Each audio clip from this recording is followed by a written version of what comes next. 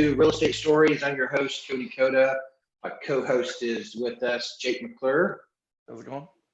We've got a very special guest, Keri Gray. Hi, how are you on the guys? show today. Thank you Very for good. joining us, Keri. So Keri, what brought you into real estate? So I started doing real estate whenever I was going to college. And I kind of thought of it as just like an extra way to earn some money. I wanted to be a teacher, and I was subbing and working 2 or 3 jobs at a time. And I'm like, you know what, this would be a good way for me to make some extra cash while I'm going to school to help pay for school. And in all honesty, it just really clicked with me. I subbed some, and I'm like, I'm just not made out to be a teacher. I don't have that kind of patience. God bless our teachers. And I just I hit the real estate world, and I was able to quit all my other jobs within like the first 3 to 4 months and went after it. I still went to school. I still finished a degree, but it was in business. Oh, wow. So did you say you were full-time within your first year? Yeah. Cool. Awesome. So you went from teaching. Well, I was just Trained to be a teacher. right. Oh, you were I was studying to be a college teacher. and subbing. Right. I was right. Mhm. So was real estate your first kind of like job or outside of subbing? No, I've worked ever since I was 14. So I've had 2 or 3 jobs my whole life. I've always been just a workaholic. I started typing at the Piedmont Gazette, Surrey Gazette, at the age of 14. I would go to I played basketball, so I would work up at the gyms a lot, keeping scores. I mean, I was always doing stuff. Awesome. So what keeps you in real estate today? What keeps my real estate? I'm sorry, what? What keeps you in real estate today? I love real estate. I think that everybody laughs like, oh, real estate, you get to make your own schedule and all that. That just doesn't really happen in my world. I think that's just kind of a hoax. I really like meeting people. I love helping first-time home buyers.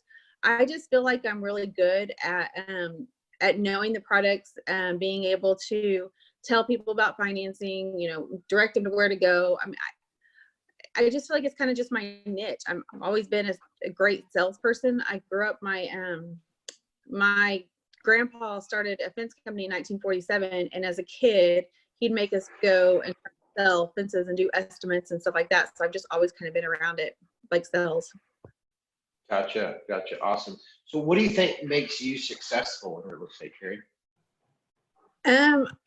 Again, I'm a workaholic, and I think you have to work a lot to be successful at whatever you do. I try to think outside the box on a lot of things that we do. So I did start a team pretty early on, and teams were around, but I don't know that they were really around like we're seeing them now. Mm-hmm. And the whole way that, I kind of run everything in my team, it's just a little bit different than what most people are used to. Expound on that. How do you do things differently? I feel like I'm very giving to my team members. We don't have a lot of turnover. Our turnover is really, really low. I have 2 inside ISAs, which means that I have 2 people that are constantly taking our lead gens calls and directing them to other agents to go show. So really my agents really are just working with clients, showing clients. They do their inspections and stuff like that. But I also split a lot with my agents. So if, for instance, I have somebody that I know personally that wants to buy a house or sell a house, a lot of times I'll refer them to one of my team members. I'm not greedy. And I think when you get greedy, things just, don't fall into play. I think it's good to give. I like that. That's good. So what did you kind of talked about it a little bit. What did your support look like when you first got in? Were you just an individual agent? Did you join a team and then later form a team, or how did that fold out? Okay, so I worked for Marilyn Pryor, the best agent ever out there. I don't even know if you know her or not. If not, Mm-hmm. hopefully one day you get to meet her. So I started under her as just working as an individual agent, and I would do open houses. They had phone lead time. I started when I was 20. I got my license when I was 22. So I was young, and just finalizing college and all that stuff. So I would work all the time. I do phone leads, I do open houses, I would drive neighborhoods that new builds were going in. I would talk to people. I mean, it was a different world of real estate then. I did team up with somebody my second or third year for like a year and a half, 2 years on a builder that we had together. We did advertising the real estate book and things like that together. And then I went back out my own. And then I started a team in 08, 09. Okay, awesome. So what does your support look like today? What does my team look like today? Yes. So, okay. Yeah, your support team. Sorry, it's hard. I missed what you said a while ago. So my team looks like I have 2 ISAs. I have somebody that does my marketing and all my transactions whenever we have a seller come in. I have an office manager that does all the paperwork and ensures that all buyer stuff's all. Oh, we lost her there. Buyers. Sorry, I know my phone keeps ringing. I don't know how to fix that. Okay. I have 6 buyers agents, and then me. And I don't hire just to hire. I mean, like I only hire whenever we're ready to expand and get busier and we have enough for everybody. I don't believe in just having a whole team without being able to provide leads sufficiently for everybody, or just to have a lot of bodies. I'm not a body person. Gotcha. So what advice would you have given your past self coming into the business? You've been selling for how long now? Since 2003, so 17 years. 17 years. So you've obviously accumulated a lot of wisdom, I'm going to guess, in that time frame. If you could go back in time and visit yourself as you're walking out with your freshly minted license, what advice would you impart? I would tell myself to listen and take in whatever I can get from other agents and not think I know everything. And I think that's kind of hard for agents as they're newer, is you kind of come out of this and you're young and you're ready and you want to just do the best you can do. And you don't always know, real estate, when you take the course, they don't teach you anything about real estate. And if you don't go to a broker that knows how to help you and teach you, you're kind of screwed a little bit on what you do, on learning the right ways and wrong ways. I had a lot of great realtor friends that, I still look up to today. The Cindy Hortons, the Lisa Williams, the Stephanie Abbott's. I mean, if I had questions, obviously I'd go to my broker, Marilyn, and in my office, but I would always, know I could reach out to my friends in other avenues and ask advice. And I think so many people are so afraid to ask advice, or so many people are so afraid to act like they've done something wrong. Everybody makes mistakes in real estate, and not everybody knows everything about it. I mean, it's just changing all the time. So you're saying knowing meets and bounds descriptions of a real estate test, that doesn't help you sell real estate at all? No. Good luck filling out an expense sheet on that, right? Right. It doesn't help you do anything. And I do make all my agents know how to fill out an expense sheet, and they all have to know exactly what everything means and all that. And I think that's another thing. Technology's been really great, but it's also been kind of bad, because it enables people to kind of shortcut their way out of having to have the knowledge that they should have in order to help their buyers and sellers. I agree 100%. I like the fact that you train them manually how to do it, because we all know the apps are great, but it's good to know what all those fees are. I don't think I've ever filled out one of those things manually. I've just used the CTO app every time. Bad. What disillusions did you? What disillusions did you uncover, Keri, from when you first got into the business, you think? Your audio is really hard for me to understand. What did you say again? What disillusions did you uncover from when you first got into the business?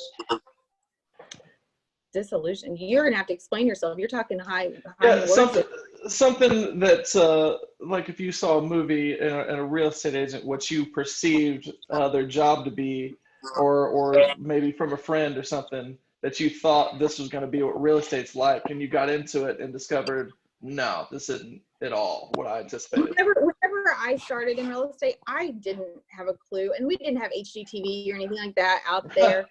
There really was very few realtors. I mean, there was realtors out there, but not, I was young realtor to be, I mean, and when I got started in it, I was really considered to be a really young agent out there, and not very many people were in there my age.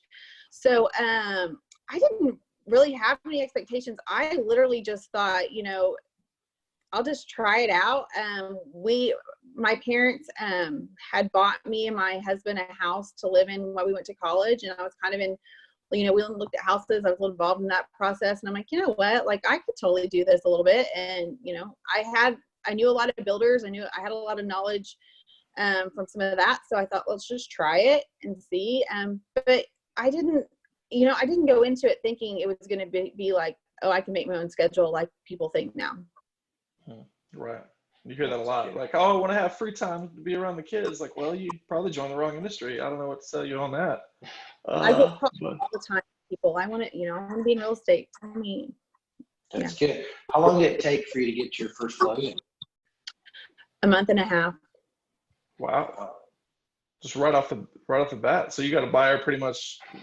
I worked my butt off doing open houses. I would sit on them anytime I could. I asked people all the time. My first closing was with Lisa Williams and with Christy Holcomb, and at that time she was with First American Mortgage, and they were so helpful and so kind, and you know, helped me get everything going with it. I'll never forget that, and you know, I hope I can do the same to new agents out there as well. That's awesome. Who's been your biggest inspiration and why? I would say Marilyn would be, just because I feel like she's a really big giver too. I feel like the way that she runs her office is very similar to the way I run my office. I honestly believe that there's enough real estate out there for everybody. I think sometimes people get in the game and they want to chop heads off and not always be fair. And you know, sometimes if you give a little, you get a lot more back. I agree with that. It's just such a big waste of time. I mean, there's a lot. I agree with there's enough real estate out there for everybody. What's been your most embarrassing story that you'd like to share? I was about 3 or 4 years into my real estate career, and I was showing a house in Yukon on an acreage that got confirmed. Now this time we didn't have showing assist or anything. So the seller just said you were confirmed to go in. And I walk into a guy taking a shower, just butt naked, and it was. How else do you take a shower, you know? I know, right? I mean, like he's opening he hears us, he opens the door, and like, you know, he's getting out of the shower, and I'm like, oh my God, like, and I heard water going, and I kept saying realtor, realtor, and I thought, oh my gosh, they have a huge leak, because it didn't to me sound like a shower. Oh, so yeah. I just thought, crap, like I'm gonna walk in here and there's like a big leak or something going on, and oh yeah, it was really embarrassing. I ran out of that house and we did not go back. So see that takes care of my next question, is if you put an offer in on that house, but obviously not. What did you think of the house though? Like, if you like. I don't even really remember the house, honestly. Like it was, I know that I'm really cautious, and I always say realtor when I walk in and whenever it's occupied, but now I'm a little more cautious as I look around. You're talking about when you knock on, like, I see a lot of agents that do that, but you're talking about you knock on the door, you ring the doorbell, and before you open it, you announce yourself, realtor. Right, realtor, right, exactly. But you know, this house, when I walked into it, it almost looked like he knew we were coming, because like lights were, like it was like kind of, you know, the maybe ambiance. That's just what he's into, you know. Maybe that's what I was gonna say, Jake. You know, I likes just people so right to surprise him and come in. Hey, I hit the gym 7 days a week. I got to show this off to somebody, right? Right. Right. You know, there's a house for everybody. What's been the scariest encounter? Maybe, you know, you've been in it for a really long time, so I'm sure there's probably been close call scenarios, or maybe like, hey, I could be in danger here. Maybe just anything that's been kind of unsettling. So one is whenever Cox came out a long time ago, and they had like a realtor channel. And I don't even know if you remember that or if you were even around during that time. That's But a they thing? had like What? real estate advertising channel. And so anyways, Brilliant, you have by the way. your I mean, going yeah. on. And I had a stalker that got my number, and he would call and like jerk off and like leave me messages, and like it freaked me out. And like you couldn't do anything really about it. I kept going to the cops. There just really wasn't a lot. It was bad. So that was one, like it just nerve wracking. The other one would be I had a listing off of May and like Northwest 34th area. And at that time, that real area was really pretty rough. But it was a really nice house. I mean, the one owner, it was just a cute little house. So I had a call to go show it, and the guy just seemed really weird to me. So I happened to have, I brought somebody with me. I brought my cousin with me because my husband couldn't go at that time. And it was just odd because I got out of the car and there was a truck that, had pulled up, like had driven by and then pulled back around, and he was getting ready to pull up. And I went in and locked the car. And then my cousin gets out of the car to come up there with me. And I mean, I'd been up there by myself for a little bit, unlocking and getting lights and all this while he was on the phone. And this truck just drives off. I mean, it freaked me out. So I'm really cautious. And I also think that you have to go with your gut. Like if something doesn't feel right, you always need to make sure you have somebody else there. You're thinking they saw the other person that was with you and like takes that out? I think it freaked him out, and they wouldn't That's answer terrible. anything after that. Mm-hmm. Wow. Yeah. I'm That would be trying kind to of figure out a scary. way to deter that type of, because that seems like a pretty common thing against female realtors, like weird predatory activity. I don't know, You like gotta having go a gun and a taser would be. that, or you have a private security service for agents where you go ahead of time, make sure But then everything's I okay. mean, that's a slippery slope. Where like who's gonna actually hire that person? Like I would absolutely volunteer. Any real estate agent, if any female real estate agent feels afraid on a showing, call me, and I will come regulate. Because I wait for that to happen to me. I really. What want about someone men? to What if I'm come to the scared, house. dude? Can I call you? I'm a guy. Can I call you? Yeah, give it a shot. Oh, yeah, whatever. You- Yeah, you if there's someone that wants to Got my square tips. up at a house and he's not one to buy it, I'll be there. I'll like a bat signal, put that up somewhere. I will say this: if anybody's really pushy and wanting to get in a house like right then, and they're not going to allow you to have time, Which is every buyer, just about. I gotta see it today. I gotta put in my offer, right? It is about getting the buyer and all that, but it's also about being safe. And if you have a good buyer, your buyer is going to respect you and your time a little bit too. I mean, Right. it's not that. I mean, it's not that I've never dropped anything and went to go show houses. I mean, we all have done that. Right. But talking to people and listening to their tone and seeing what they're requesting, and I mean, you gotta Read the situation. you have to read it and you have to be smart. And if you don't feel comfortable, don't do it. It's not worth Mhm. itself.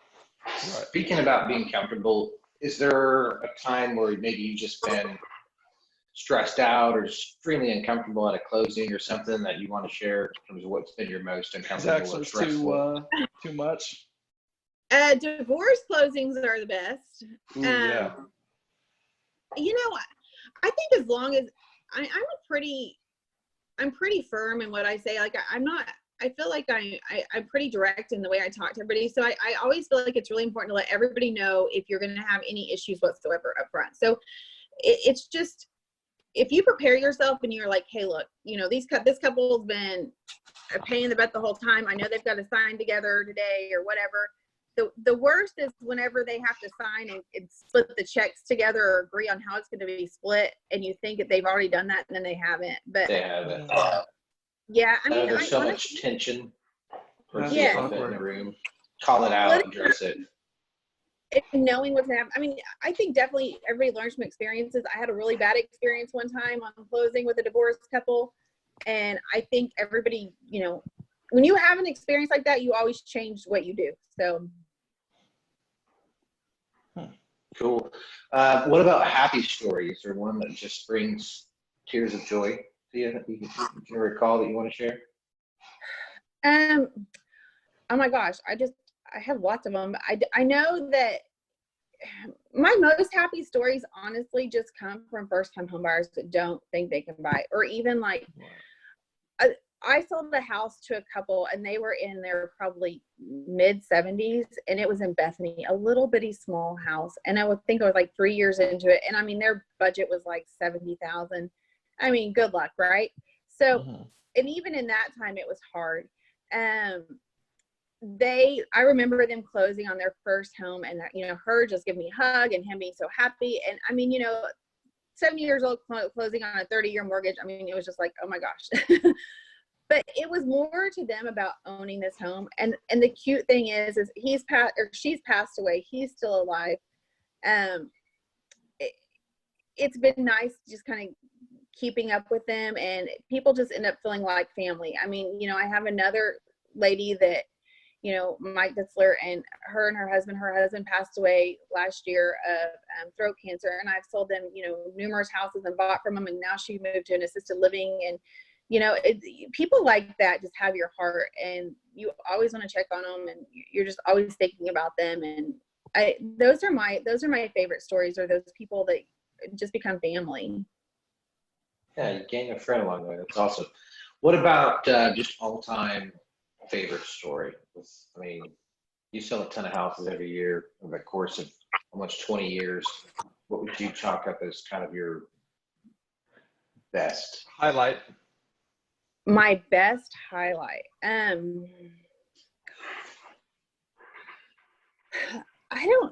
know this is bad. I just don't know if I have just like one best story or like the best thing ever. You know, I know everybody thinks about selling that $1 million house, and like, that's great. And you always remember that. And I definitely remember you know, at that time, my biggest house, I think I sold something like for $499 or something, like 8 or 9 years ago. And that was really high then in Edmond. And I went and bought myself my first like Coach purse ever. And I was like, could not believe I was getting that much money. And I just thought, you know, it was just crazy. My best stories come from my smaller end stuff. And I know everybody tries to reach that higher end stuff. And it's not that I don't like it, but it's honestly those people that are so happy and so grateful for helping you. And they don't feel like it's, you know, it is a job by all stretch of the means, but those people don't look at it like that. They appreciate you helping them. Right. So I don't really have a great story. No, that's good. To me, that's impactful, because you talk to so many agents, and that's their sole focus is increasing their, you know, their overall retail per house. And hearing you just say, hey, some of my best stories been just helping clients in that lower price point or whatever. Wow, that's cool. When did you know that you made it in real estate, Keri? I still don't know that I've made it, Cody. That's a good question. I think real estate's always changing, especially right now with COVID. I don't know that any of us feel totally secure at this point. I felt like, I will say, I don't know that I ever felt like I made it. I feel like whenever I was able to go up on the stage with Berkshire, and I was in the top 20s in the whole, you know, Berkshire area, I felt like I had done something good. I felt like when I've been able to go to some of these Zillow Premier events and meet some top agents across the US, I felt like, you know, I was doing something good. But, you know, I feel like I guess real estate, where I knew it was my career, was after the first year and a half in real estate. And I felt like I was able to buy some cars and, you know, and get a house. This in 2017, I bought a Jeep with cash, and I think that was been my car I've always wanted. And I think that was a big present to myself that I never thought I could achieve. So making it, I don't know. I mean, I think it's all in perspective. That's a great answer. I mean, arrived would be a better way of framing that. When you arrived in real estate, I would say buying a Jeep cash money would qualify in there. Yeah, I don't like that question, but I like how guests, like, it reveals kind of how they see things and how they answer. Right. I think it's revealing in itself. What's the best advice you've ever gotten in real estate? I would say my best advice is that I have, and I give to people all the time actually too, is that no one knows everything. And I think that we all think that seasoned agents or brokers or whatever are the all know. And really every situation in real estate's different, and not everybody knows everything. So I just don't think we should all have big heads and think we know everything, because honestly, we just don't. I agree with that. How would you describe Keri's personality? I would say I'm very direct. I think anybody that knows me would probably agree to that. But I have a very big heart. I feel like I always want to help people. I'm very generous. I'm very fun loving. I love the outdoors. I go fishing. I go hunting. I probably do a lot of things that people just don't see me doing. I love my kids. I love my family. I love God. I just feel like if I could do something to help somebody else get better, I will. I would always help agents, even if they're not on my team or with somebody else. I would always help somebody else better themselves. I think it always comes back to you. That's awesome. How old are your kids? I have a 14-year-old and a 6-year-old, almost 7-year-old. Oh wow, those are fun ages. That's really cool. What's I it? will Go tell ahead. you. I'm sorry. My biggest real estate story with my kids would be when I was pregnant with my second, and I didn't think I could have another kid. I have a lot of issues, and I got pregnant and with my second one and had a lot of issues with that. And I was on bed rest for a while, and then I was on hospital rest in the hospital for 6 weeks, and I was still selling houses. I was still working on my computer, and but that gave me some time away not to think about what I was going through, because it was pretty awful. But obviously you're pregnant and blessed to have it, but it was hard to be in the hospital away from everybody. But my kids are a joy and a blessing. That's awesome. Thank you for sharing that story. What's an area where others, maybe family members or friends, have described you and you don't necessarily agree with that assessment of your character or your personality?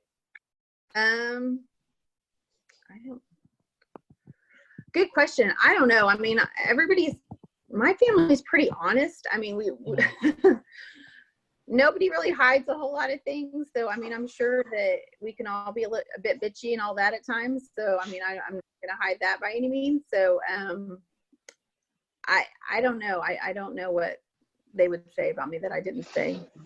Okay, what's an area maybe that somebody doesn't know about you, but what's something that something that they would not know about you that you'd like to share?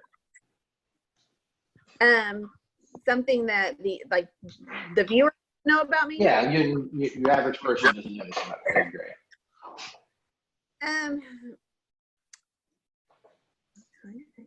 I mean, I've said I hunt and I fish and all that. I will say, so this is something that's really cool. So my family on both sides, so my dad's side and my mom's side, both came from Germany overseas. They both have houses, and both grew up.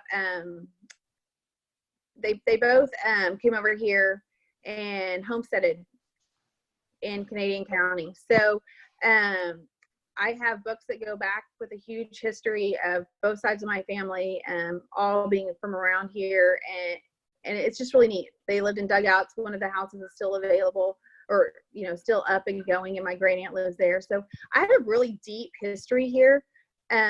Oklahoma means a lot to me. My family is a big German family. We're really close. We have 50 people at each gathering, easy. It's fun, and I love it. I love family. Family means a lot. That's awesome. Awesome. Jake, did you have any other questions? Yeah. So you mentioned going to school to be a teacher. I'm curious how that kind of helped you build a team and instruct, some of the people on your team and kind of build a team that you have. Has that helped you at all, or what have you taken from it? So my degree is actually in business, but I did go to school first to be a teacher. And my mom was a teacher as well, but I do feel like it's probably helped me being able to talk and explain to things. My second degree is in business. My main degree is in business, like I said, Okay. and business management. So I really feel like I have taken a lot of my stuff from college to grow a team. Like I said, we were doing teams before. Teams were really a big deal. And we did things that were wrong. Hold on. I lost you because my phone called. Okay. So I think for us, or for me, I mean, it was just learning what's right and wrong. And I think there's a lot of people out there that can take advantage of my generosity a little bit. And I think it took me a little bit to learn boundaries. And it also took me a lot to learn how to give things away to get more back. I think it's really hard for agents to say, you know what, here's a buyer, here's a seller, and trust somebody else to go help their client. But I think if you have a good team, and if you allow yourself to do that, more comes to you, because the busier everybody else is, the busier you're going to be too. But I do feel like being in college and all that helped me grow my team and know some financial things to do, to start with an assistant, to give them tasks, to make sure they're doing the tasks you give them. It probably helped me start that like that for sure. Do you feel like being like an educator, like it's a natural transition in terms of that's what you're doing with the home buying or selling process, is you're educating, you're doing consultative. I feel like that is probably a natural transition. And honestly, I feel like I've always had a helpful heart. I mean, even in elementary and middle school and all that. I mean, I was in student council. I was in all these, I mean, I was in a whole lot of things. I was always involved, but I always wanted to help people. I mean, I've always just been like that. And I felt like, you know, buying houses and doing that for people without having an expectation of them thinking that, I think being a realtor and being a really good realtor means you're going out there and you're wanting what's best for your client. So there's lots of times I will go out. I have a listing right now that they're contemplating listing or refinancing. And I told them, I'm like, guys, I think you'd be better off refinancing right now. If I were you, I'd probably do that, because you're going to sell and then you're going to go buy again, and you're not going to get as big a house and your rates. So I think it's always about not looking out for yourself, but looking out for your client to figure out what's really best for them. And so you mentioned, you know, starting a team before that was, you know, most prevalent like it is today, that everyone seems to have a team. What made you decide at that time to create a team? Was it something you read, or you just had a vision? And you know, I felt like I was getting busier and I couldn't handle it all. And I think it's really hard for people to say, you know what, I cannot efficiently help people the way I need to. And when I reached that point, I thought, okay, I'll get a little bit of help here. And then, so I got some help, and then I realized I went the wrong direction. I needed to do it a little bit different. I mean, so it's been a lot of twists and trials and turns with it. But I think I really wanted to get a team more or less because I had enough business that I could not efficiently help people the way that I wanted to. My customer service was not at the standard that it needed to be.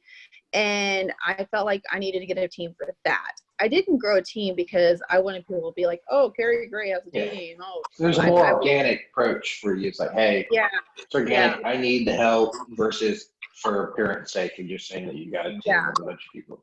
And finding people that exude similar characteristics, I'm sure, is important for you. Coming from being an athlete, putting a team together is a normal thing, where you're just like, okay, I can't shoot threes, I'm gonna get this person that can shoot threes, and putting a team together like that.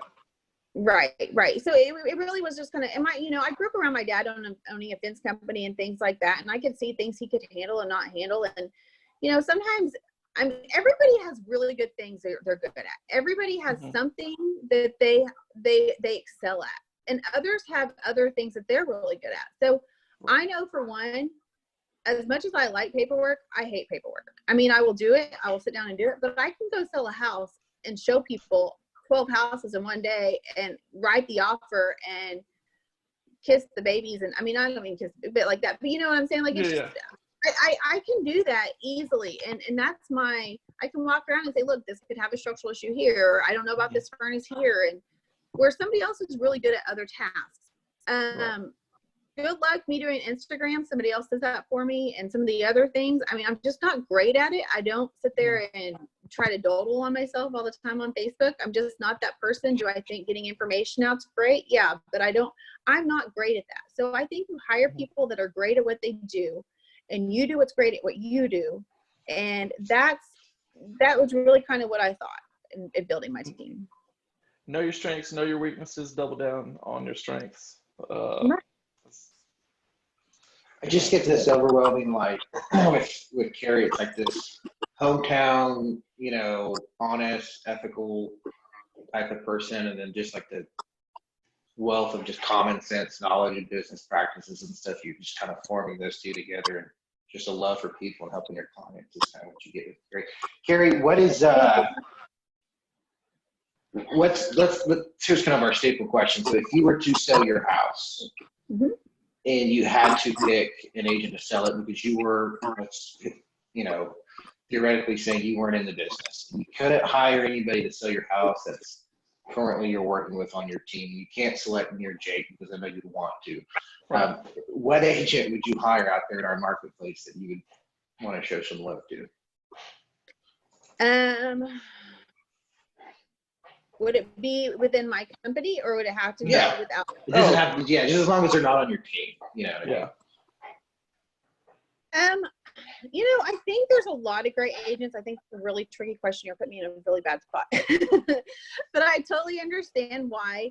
I think there's a lot of great agents out there. I want to say that.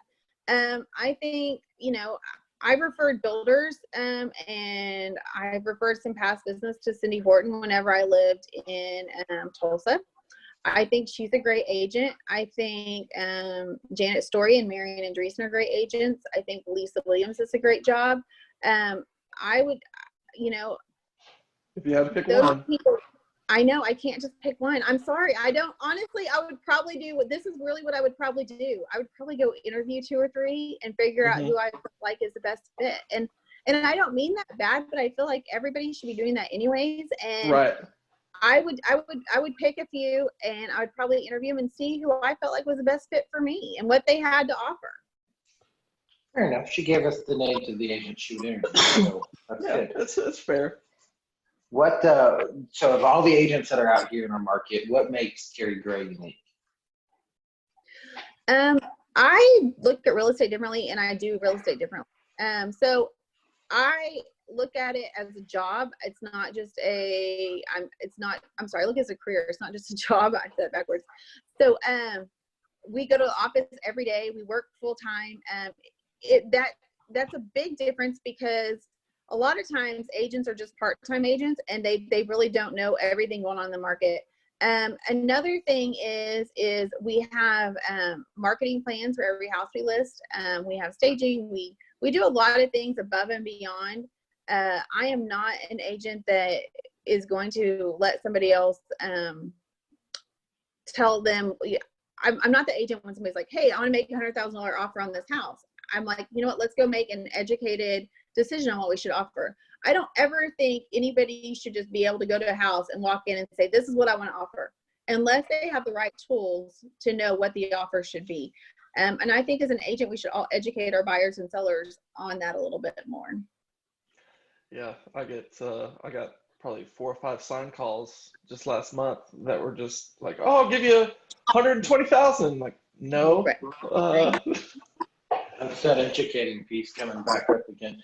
Okay, well, we have run out of time today. I really appreciate you coming on, Keri. How could the viewers connect with you if they want to reach out to you? Cody, your audio is horrible. What did you say? How can everyone connect with you if they wanted to connect with you, whether internet, phone, where can people find you? KeriGrayGroup.com, or you can email me, Keri, Keri, Gray, Gray, at sbcglobal.net. My phone's 405-590-6028. Don't you like that I don't give an office number? That's really my cell phone. And I will be honest and very genuine. If people do have questions, or agents are out there and they're like, hey, what about this? Or what did you do about this? Or how did you overcome this? I want people to call. I mean, like I said, I feel like there's enough real estate out there for everybody. And I really do have an open door policy. I'm not shy. on what's made me successful. So. All right. Well, there you go. Keri, I appreciate your time. I know Jake's enjoyed it as well. We'll see our viewers and everybody next time. Thank you so much. Okay. Thank you Thank for being here. you. And bye-bye.